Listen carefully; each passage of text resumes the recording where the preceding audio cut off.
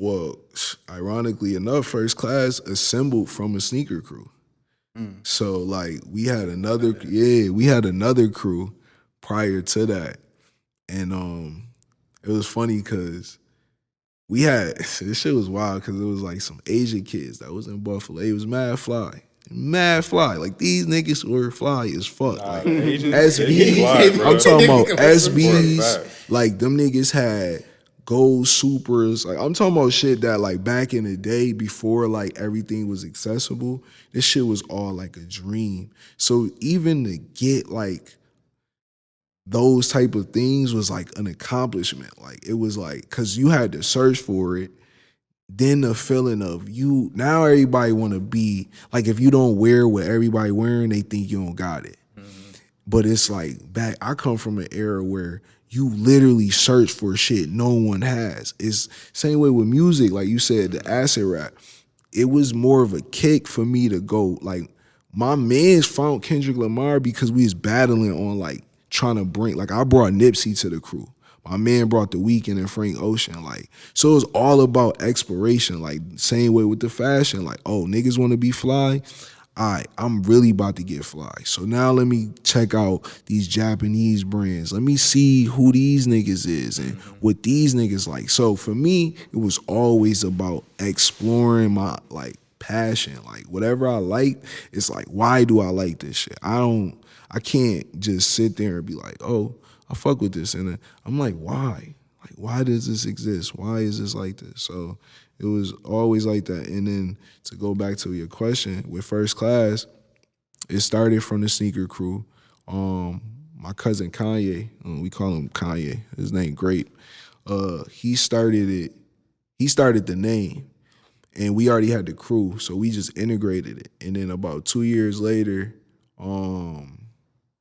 we end up needing a music name, me and Jay Skis. So we had some other shit at first, and then I'm just like, you know what, fuck it, let's just do First Class. Like, cause our other name was like Fly something. I think it was like Fly Niggas or Fly Ass Niggas, some shit. Not like Fly Boy City or something? Nah, hell no. That was shout out to them. I forgot who the fuck was, they gonna see this, and somebody was in that shit. I remember Fly Boy City. That's funny. We definitely had crews in Buffalo and shit like that. Fresh crews. You know, like, it's just that mentality, you know, niggas move out the hood or be in the hood, because all this shit was still on the east side. But yeah, so it just grew into music.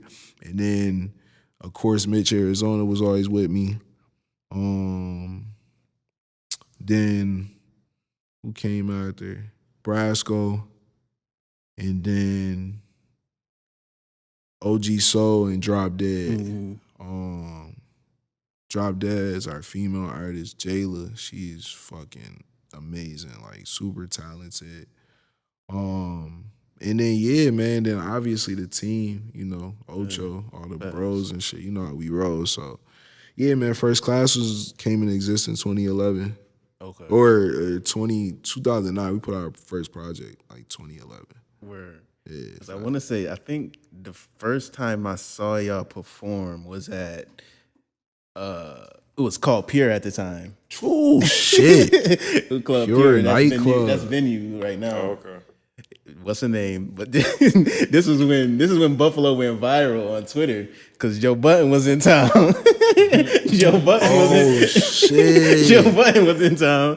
He was Shout out to Joe. I want to say Mitch Arizona was performing. No, we was performing. Both of y'all was No, on we stage. all were. I remember that shit. Say, finish it. I remember him telling this story on the Finish that. podcast, I think. Yo, but Joe got to talking about some Buffalo. Oh man, this music is whack as hell. So da. He got lit. He got fried on Twitter. People was gunning him, going crazy.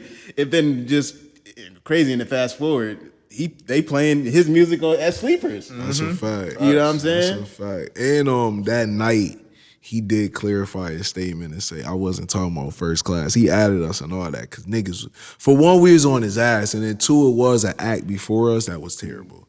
Like, literally terrible. And he was like, yeah, no, I wasn't talking about y'all. I was talking about the act before it. This and that. But either way, yo, you know it's funny, yo, man. Life is crazy, bro. I was in fucking LA one time, and this shit is random. My cousin Kim, he throw Duce and Henny Palooza. He was like the founder of the party. So we was out there for Easter, and I ended up staying. So I was kicking. They threw a party. Send me the Addy, like, yo, come through. It ended up being Wale house, random as fuck. Like, just mad random. I pull up, there's a security guard outside. I'm like, damn, this nigga about to give me shit. Let me right in. Like, oh, you here for the party? Yeah, come through. All right, bet. Go upstairs. I'm like, yo, who the fuck house is this? I just see mad random people in there. Then I see a chick from Buffalo in there. I'm like, what the fuck is you doing? Like, yo, what is you doing here? Shit was wild. That night was crazy as hell. I ended up running in the smoke dizza at that shit. Ended up bagging this shorty that took me to my first complex con. Like, it was so much shit that happened at that night, but at the end of it all, we all in the cypher smoking. Oh, my bad. We in the cypher smoking. And this nigga Joe Budden come out of nowhere.